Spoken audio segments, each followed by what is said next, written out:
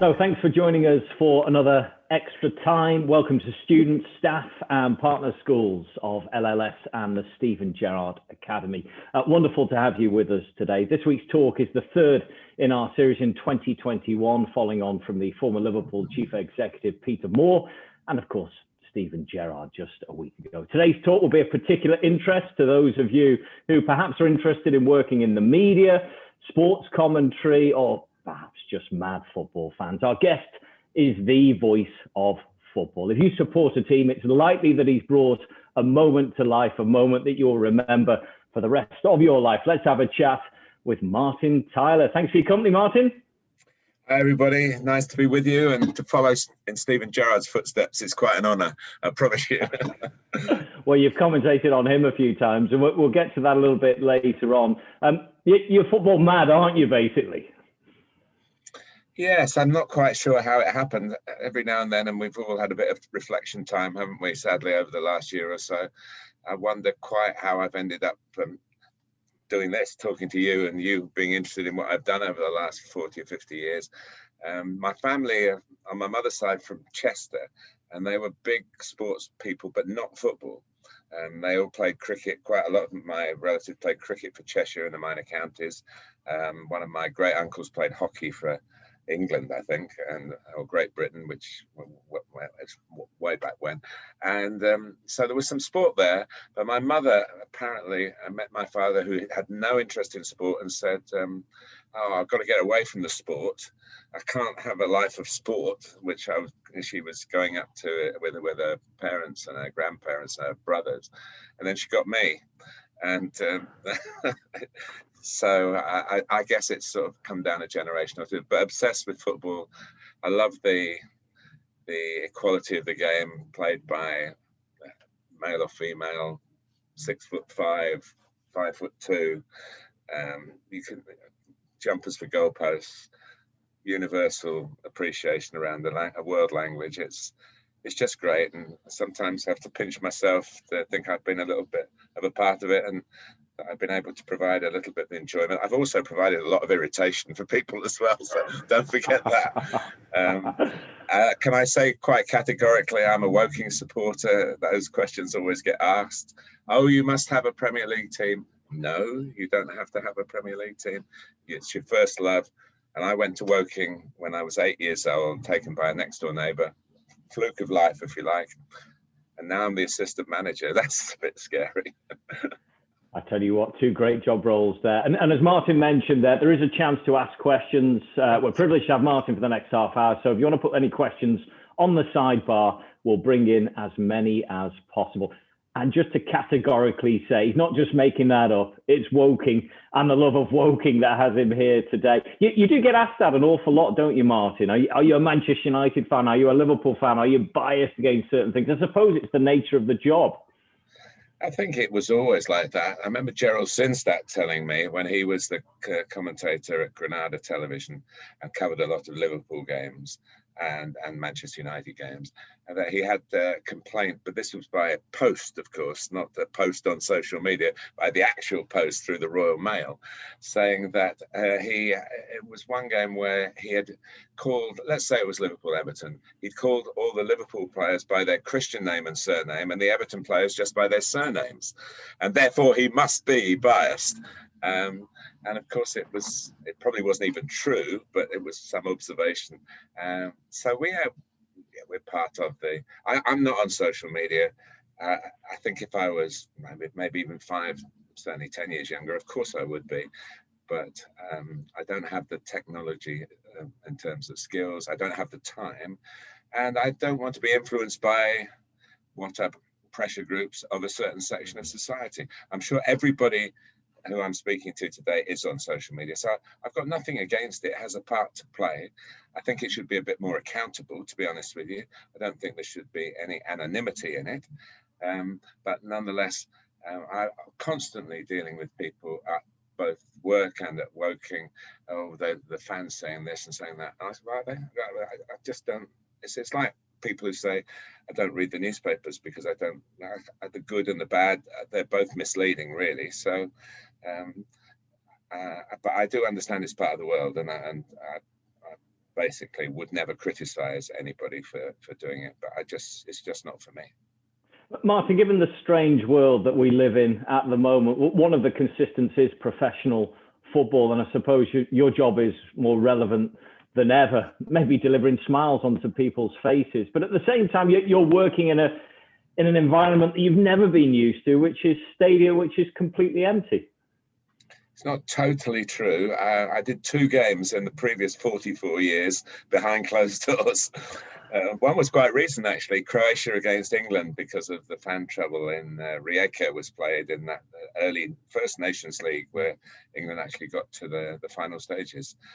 That was kind of weird because I sort of had the previous experience was in 1980 when West Ham had to play a game behind closed doors in the I think it might be in the UEFA Cup, the Cup Winners' Cup maybe, and they won 5-1, and there was so much noise in Upton Park, was all crunched in there, and there was so much noise from the dugout and from the substitutes.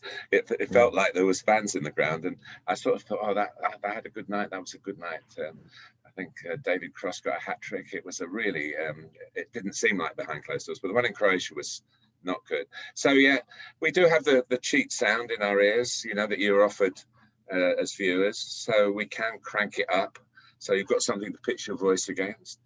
But no, I did 4 games, I think. One was Everton.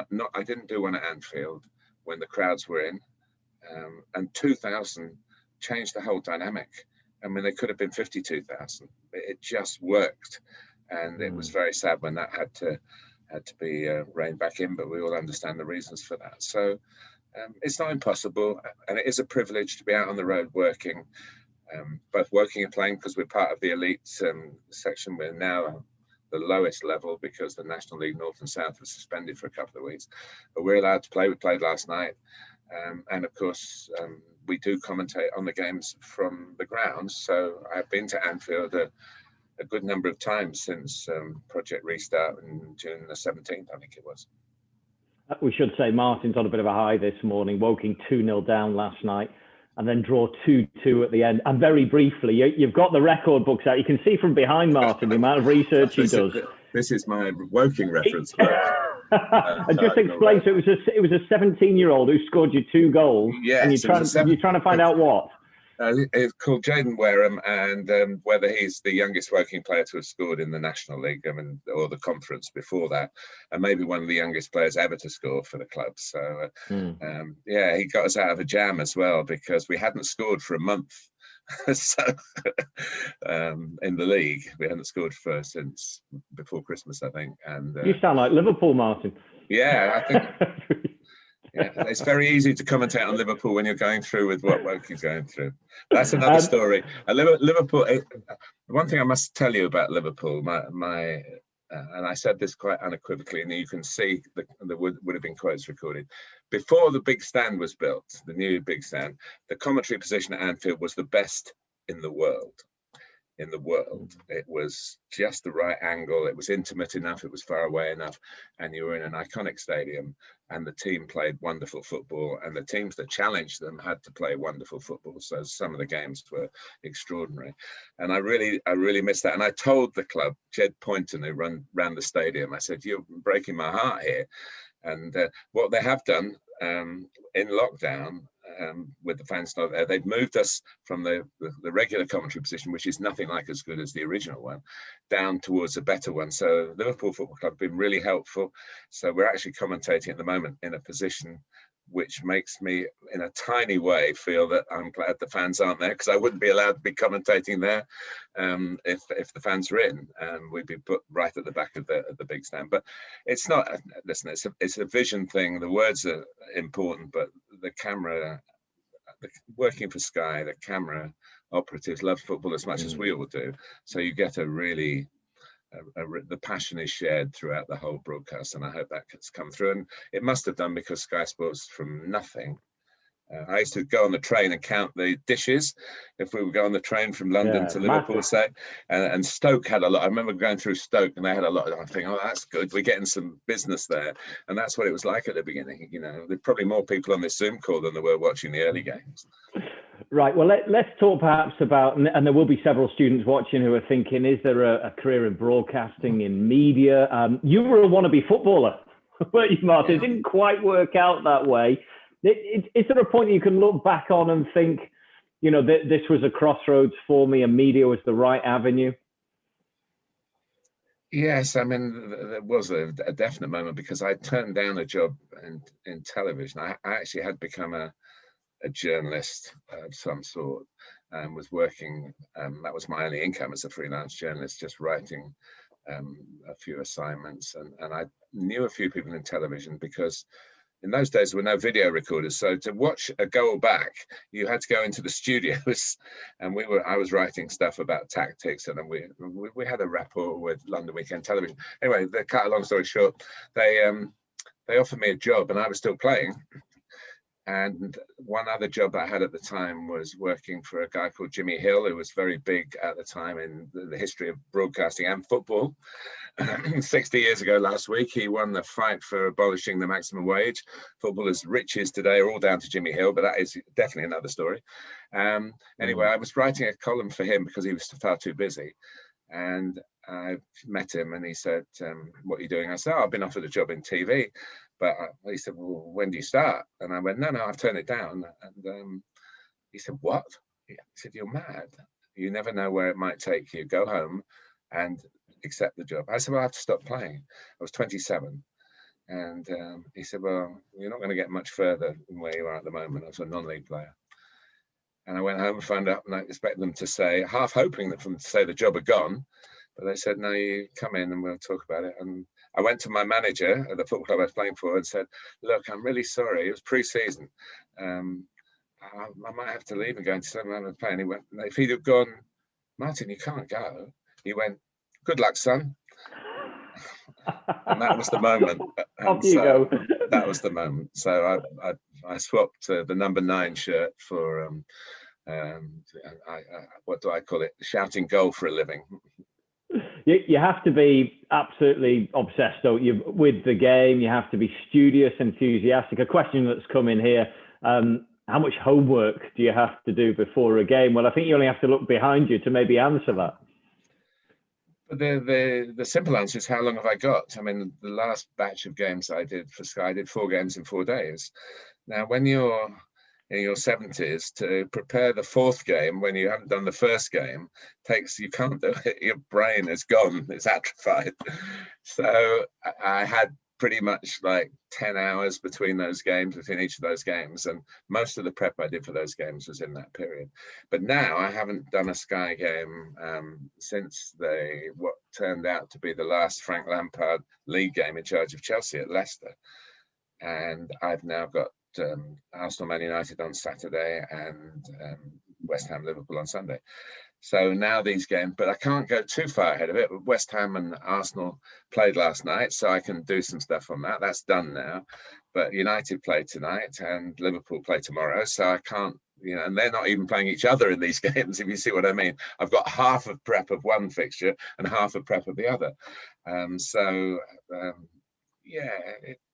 Whatever time you've got, you use, and it can be 2 weeks, so it can be, as I say, 4 or 5 hours. And when you do World Cups, you're just going from game to game to game, and you have to cut your cloth. But hopefully the games are good, and then everybody thinks the commentary is okay. If the games are good, you can do a great commentary on a bad game and everybody thinks you're rubbish. That's the way it is, because the football, and we can't influence that. Much as I would have liked to 50 years ago be influencing Premier League games or First Division games, that never happened. So all I can do is watch and hope that they entertain. And I think the footballers are doing brilliantly in this awful situation we find ourselves in.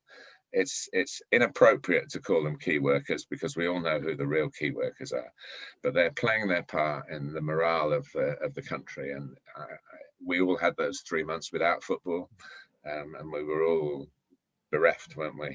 So, well done to the government for supporting the football and what the power it can have, and for the authorities in football and the doctors, the medical people in football, to get the games on. And for me to chug up to Anfield and back is no hardship, although it is kind of strange. The only thing that's good about it, guys, is that there's no traffic when you leave.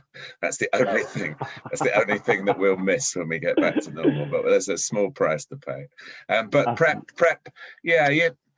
But do you know what my advice is to all of you is, if you want to do it, first of all, you can do it.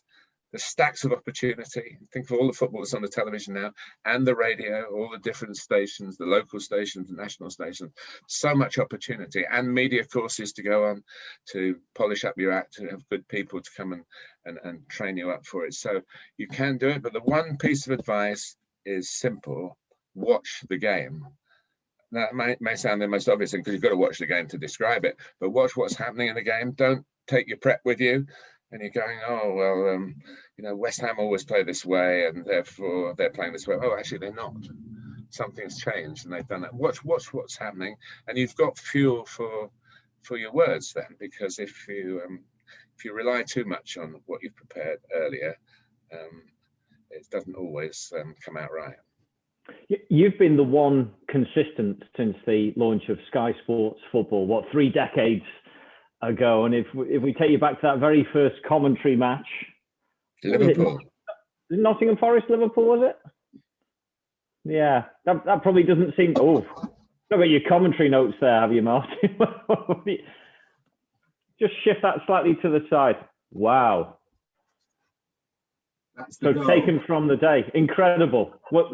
That's the goal scored by Teddy Sheringham. I'm sorry for you Liverpool fans, but it was the last goal he ever scored for Nottingham Forest, and the first goal ever scored live on Sky in the Premier League. And somebody gave me that, and I've got nowhere to put it, but it's a lovely piece of photography. Yeah, that was August 1992. Yeah. I mean, you know, how has Sky and televised football changed the game? I think other factors have changed the game at the same time. All the hooliganism of the 80s, it coincided, or perhaps it was all meant to be, perhaps it was a consequence of that, with the stadiums changing and the all-seater, the safety. I don't need to go down that particular road with Liverpool fans of the horrors of the 1980s. I do think that was a massive part of the change, and that Sky, perhaps the football authorities were looking for a different way of projecting. Maybe that there wasn't that much marketing, you know, when I started. I mean, even getting replica shirts sort of, it came in at a few clubs. Liverpool would be one of them. But it was sort of like you turn up, it's your Saturday afternoon treat, you go to the game, and you go home, and football's on the back pages and never on the front pages. So I think there's been a change in the world as well, but football has obviously seized the opportunity. That's the best way to put it. And Sky, clearly it's a business that saw the potential in live football. People used to say, oh, you can't show it live. Within the game, people won't, you know, they'll just stay at home. They don't want to go to the game. As we know now, of course, for different reasons, everybody wants to go to the games. And there was a period where going to the games, you were being seen at the games. So that was a bit of a little boost to your morale in your local community. You were the one maybe in the background of Kevin Keegan hanging over the advertising hoardings in that the best game I've ever commentated on, which was at Anfield and Liverpool against Newcastle. So I think the world is modernized and football's gone with it. And I've always felt football reflects the world rather than, sometimes you think it changes the world because we're all so wrapped up in it, but there are millions of people out there, believe it or not, who don't like football. So it is not quite a private world for us all, but it is a finite world, I think. So, and the modernization of life, the introduction of technology, even CCTV has a place in the world, in our society, and it has a place in the football ground. Those kind of things football has taken on and improved. And I think the product is wonderful at the moment. There are things about it that everyone will argue about. People don't like the fixtures being moved for live television. And now we're going to come back into hopefully the new normality, touching wood, where everybody will be going, well, why aren't all the games on? They were all on before, So It's really, the pendulum has really swung. So it's been lovely being a part of it. Do you know what? My job is exactly the same as it was when I started, which was to identify the players, to add some information, hopefully at the right times, and also to, with the help of I regard them as my kids really, Messrs. Carragher and Neville. They sit there. I'm taking them to the game, and they sit there. And I should say, speak when you're spoken to, like old dads used to, but I can't to them. So that would be one rule that would be disobeyed straight away. And it is a symptom of where we are in the world, and I hope the fact that we are doing our bit. I mean, I'm 75. I've never lived through anything like the last year. I was born after the war. I know all the stories about the deprivations of the war. I remember ration books, but this is something completely different, because that was an enemy that you knew, and you could see and you could face up to. This is the hidden enemy, and we're still trying to win the fight. Yeah, no, the football coverage is absolutely superb. Let's go to some of those games that really stand out for you. Of course, you mentioned 1996, Liverpool 4, Newcastle 3. There's some other games that some of the students have mentioned, which we'll move to in a moment or two. But you still say that is the greatest ever game. And actually, the greatest game that I've commentated on. You've commentated on, yeah. And if you look back on it now, I mean, finding the right words at the right time is a commentator's skill. And you got them, particularly for Liverpool's winning goal. Yeah, I'll tell you a little story. When was the World Cup in Brazil? 2014. The opening game was in Sao Paulo, and working for TalkSport was Stan Collymore. And Stan and I went up in the lift to the commentary position together, just by coincidence. When we got to the top of the lift, when we got to the lift door open, when we got to the commentary level, we opened the door, and facing us as we walked out of the lift, walking into the lift, was Tino Asprilla. And without blinking, he's not totally fluent in English, he went, "Collymore, you cost me my Premier League winners medal." And so that was 2014 from 1996. So and it was just a great moment. Of course, it was said in fun, and they hugged each other as you could in those days. And so I watched it. It was part of the Sky Retro package when we started in lockdown in March. And my son, who's 32 now, he and I watched it together. He knew what I'd said about it, but he'd never watched it. And he was raving about it. And in the commentary, much to my surprise, we did say, Andy Gray and I, we did say something like, well, of the great games, of all the great games, here's one, as it was actually happening. So it wasn't done with the rose-tinted spectacles afterwards. It was actually done on the day as well. Brilliant, brilliant game. Encapsulated everything. Great players, great scenario. Both teams going for the league, and neither won it. Everybody remembers Newcastle not winning it. People forget that Liverpool were in that mix as well. So I'm not going back on that, and that's my number one. You can have that one. Still Barnes, Collymore closing in. Wonderful line right at the end. Of course, Kevin Keegan over the hoardings. You'd have the drama and everything else. If I was to let you guess which other game some of the students are picking out, and given maybe the generation is slightly younger, which do you think will come second in the list of Premier League commentaries? Well, it could be Manchester City 3, Queen's Park Rangers 2. You've got it, Aguero. Talk us through. Well, the day started with Manchester City. Obviously, this was City's. They were going to win the league, weren't they? They were playing QPR, who actually were fighting for they're fighting relegation. And so, but they're very pessimistic Man City fans, certainly were back then. And they had this phrase, typical City, we'll build it up and then we'll blow it. And that was in my mind from the morning of the match, really, because I thought, well, if they don't do it, I've got a sort of out here, because there'll be those fans who, and for a good period that they didn't look like doing it. They were 1-0 up, and then, I mean, QPR played the most attacking formation. Mark Hughes, who was the manager then, I thought they'd be gritty, and they just threw caution to the wind, scored 2 in the second half. And then Joey Barton got sent off, didn't he? So there was a lot of drama apart from, and then Dzeko equalised, who never gets a mention in these conversations but deserves a mention.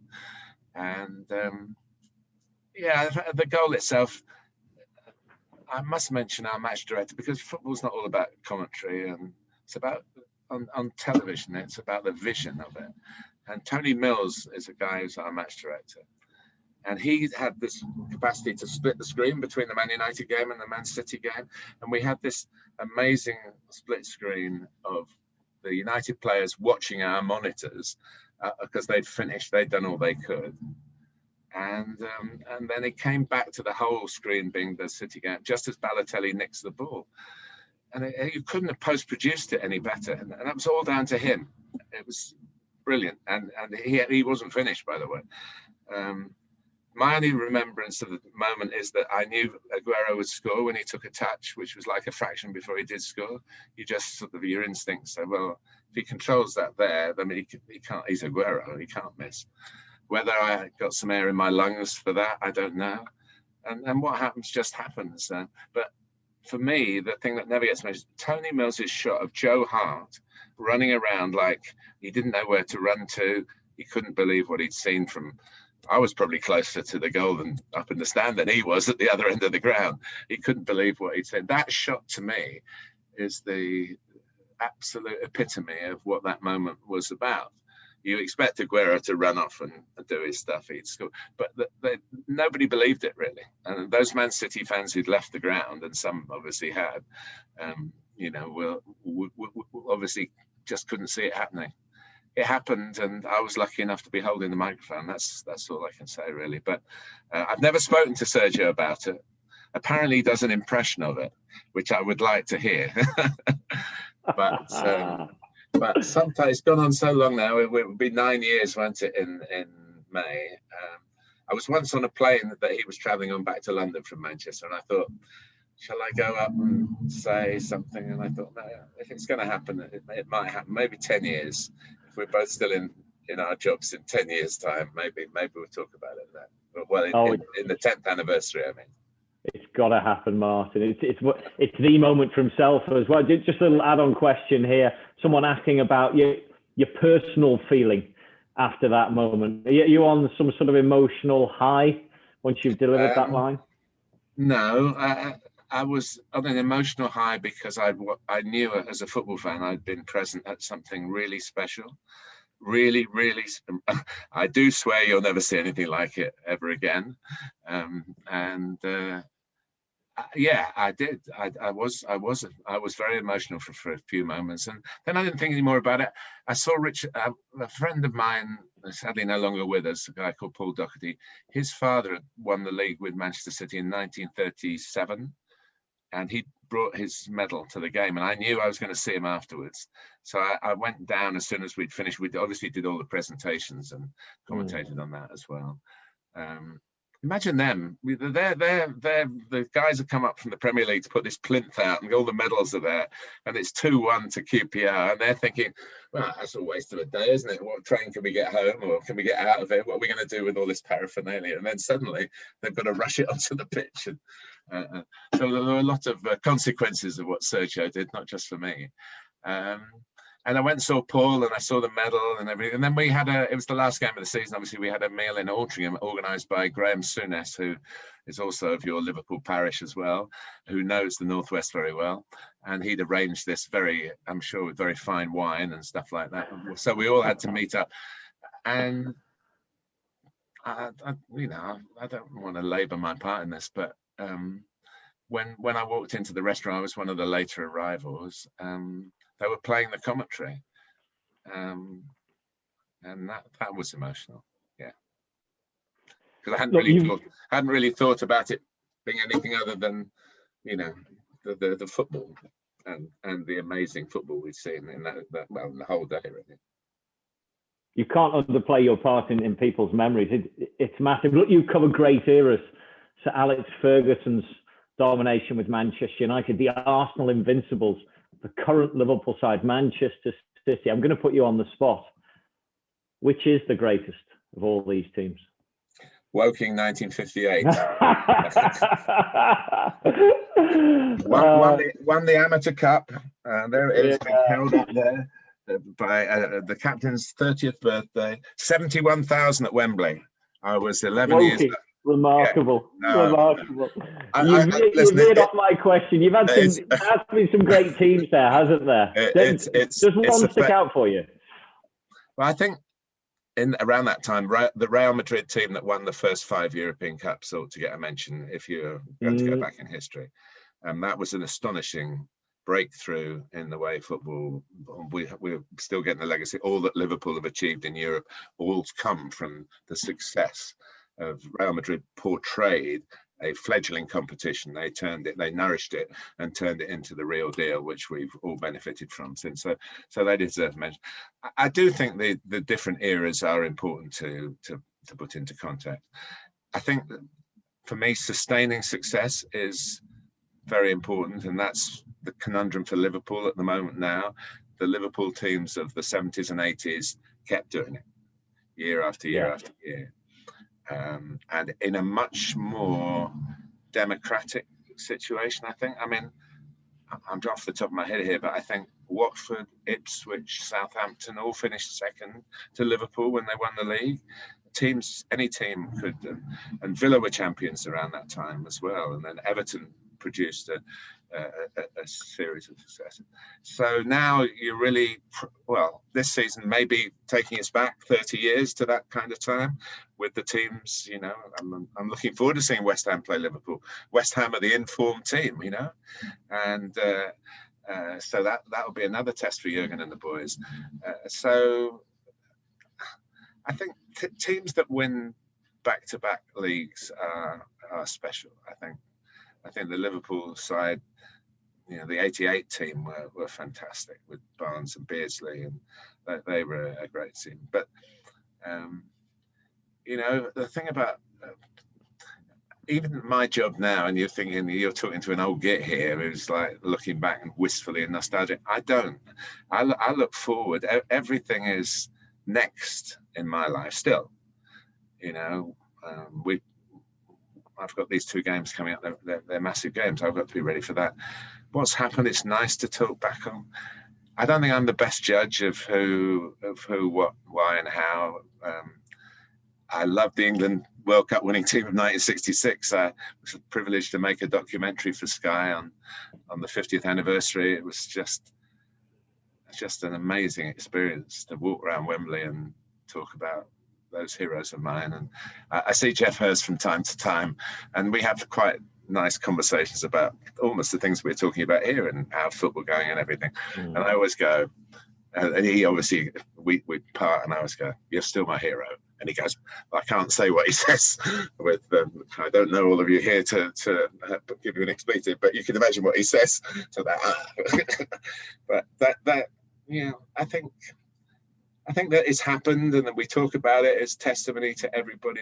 People ask me about commentators, and I'm full of admiration for every commentator who does the job, because I know how difficult it is. It can be. It's a privilege, but it's also the problems come with it. And so I'm full of admiration. There's a lot of good young commentators coming through, and to be specific to you guys, there's a real opportunity out there to do the real opportunity to follow in my footsteps. Sounds a bit grand, but you know what I mean. If you think that that's the way to go, don't think you can't do it. I promise you can do it. I'm living proof of it. My dad was a shopkeeper. I had no journalistic training. I just loved football. And I'm sure you're all on this call because you love football. So translate that love into something. You don't have to be a commentator. There's so many jobs in sport that you can do. Premier League's full of opportunities, media, marketing, medical, all sorts of ways of being part of it. If you want it, you'll get it. But you have to want it. You have to want it. You have to be determined. So that advice is be focused and believe in yourself, that actually there is a pathway. And actually media's changed massively, either from your initial time, my time when it came into it. There's far more different avenues out there, particularly digitally. So there's a great opportunity to be involved in football or other sports coverage. If you can't get a job, set up your own YouTube channel and become a cult hero and go viral. You know, there are people who've done that and have turned from being a cottage industry into internationally recognized. It's amazing what can be done. Absolutely amazing. I mean, I do the teaser. I don't know whether you do, but it's like a question every Sunday that I do for just a trivia question, and 100,000 people come into it. So set up, do your own, find an angle and point the camera, get your phone, do this, speak, put it online and go for it. So you don't even have to go through the system, but the system is there for you now, which it wasn't for me. I just got lucky. If there's any budding commentators out there who perhaps might want to throw a little bit of commentary, we'll be cheeky and maybe send it to Martin. And please, it's not, you're not being cheeky. If I can help, if there's anybody on this call who thinks that I can help in any way, but that will be the first piece of advice. Check how much you want it, because there are sacrifices. You're probably saying you're not going to have any weekends with your loved ones for the rest of your working life. Well, it's different. They do shift patterns in some. At Sky, I sometimes, what do you mean he's not answering his phone? Well, he's off. He's not on. What do you mean he's off? This is a 24/7, 365 days a year career, but it isn't quite like that now. It's not so. You don't have to not have a life, but the football life is well worth fighting for if you love it that much. Well, I tell you what, you're not just big on the TV world; you're quite big in the video gaming world as well. I think was is the. Well, all right. Let's talk about FIFA though. And there's a question here: what's the difference in commentating? This is quite a hard one because how does it work in terms of how you add your voice onto the FIFA game, or how it influenced that game? Well, I did it for 15 years, and this latest one was the first one that I wasn't on, and I had a good run at it, and I enjoyed it very much. But things move on, and they're rightly so. It was pointed out to me that I'd done a lot longer than anybody else. So when you go with the smile, and I did. It's different in that you are not commentating on stuff in front of you. You're given a scenario. And they say, well, there's a throw-in. So they go, give us 5 throw-ins. So you go, oh, it's gone out, it's a throw. Oh, I think that's gone out for a throw-in. It'll be a throw-in to the home team. Well, you can take a throw here. Well, maybe a quick throw's on now. Well, there's 5 or 6. So you do that over and over again with all the different scenarios. The tough ones is when you're doing the goal shouts, when you might have, I'm trying to think what's the most goals I've ever had in a game. I did a Man City game, they won 10-1. Let's say 11 or 12 mostly. Well, you might have to do 500 goals in less than 90 minutes with shouting the names of the goal scorers, and you can tell when I wake up in the morning, my voice reminds me that what I've done for the last 45 years. That's quite hard because you want it to be authentic. But we used to do it in like 5-hour sessions, 5 or 6 hour sessions. And Alan Smith, and I did it with Andy to start with, and then Alan Smith came in, and he's great fun. They're both great fun. Andy used to find concentrating hard after the first couple of hours. Alan was more academic, I think, in his approach, should we say. But both great guys to work with. And the hardest bit was them, because I go, well, he's lining up a free kick. Oh, he's put it in the top corner. And then Alan have to, with nothing to look at, have to say, yeah, he's got the bend on that. And then we'd have to do another version. And my bit was like, goal! What a job. What a job. Look, you've got a very famous line which you deliver for Sky. Deliver it for us now. Go on. And we're live, and it's live. Is that the one?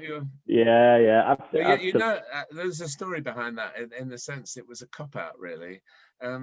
We had this thing called a turbo break, which we don't have anymore because of betting regulations. You're not allowed to have a betting advert within 6 minutes of the kickoff. So you're factoring back. So that break was like right on you just come back for the kickoff, and it was always a betting company that was sponsoring it, so they had to move. So it's not quite the same now.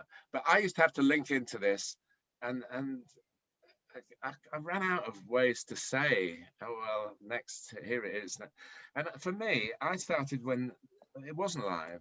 I started in the 70s and through the 80s until really Sky. Very few live football matches on the television. And for me, it's always special because recording football was edited highlights all my early career. So it was always, well, you're doing a live game this week. It was always, well, now of course it's all live, but for me, and it's live actually. It's almost me saying it to myself, because and it also means I don't have to think of anything else to say. I don't know whether it's coming to the end of its relevance now, because I can't do it. The break, I'm not on the air before the last break now, the betting adverts. When I'm not on the air, then there's still Dave Jones in the studio, or Kelly, another Liverpool connection. And so we do it at the end of the team caption. And a couple of games I haven't done it for various reasons, and nobody's, the world is still spinning. It's not changed the course of broadcasting history, but it'll probably happen at West Ham on Sunday. Martin, just fabulous to catch up with you on behalf of LLS and the Stephen Gerrard Academy. Wonderful to have you on Extra Time today and answering some of those questions. A quick one for anyone watching. LLS and the Stephen Gerrard Academy are still accepting applications for their sixth form programs. And if there's young people in the room who'd like to learn more or apply, then please follow @LLS Online, @LLS Online on social media, and @StephenGerrard.academy on Instagram. So that's @StephenGerrard.academy on Instagram. Martin, thank you very much indeed. That's whizzed by. Can I just say one thing? If anybody does want to get in touch through Steve, I'd be very happy to take this further forward. And if I can be of any specific help, it would be a pleasure. If you could look forward to a tenth of the fun I've had, you'll have a pretty good life, I promise you.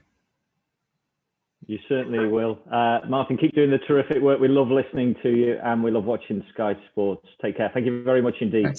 Thanks once again, from all of us at LLS and the Stephen Gerrard Academy, brilliant to bring you another guest speaker who's really opened the doors on a tremendous career. Peter Moore, Stephen Gerrard, Martin Tyler. Will have plenty more in the coming weeks. See you then. Goodbye.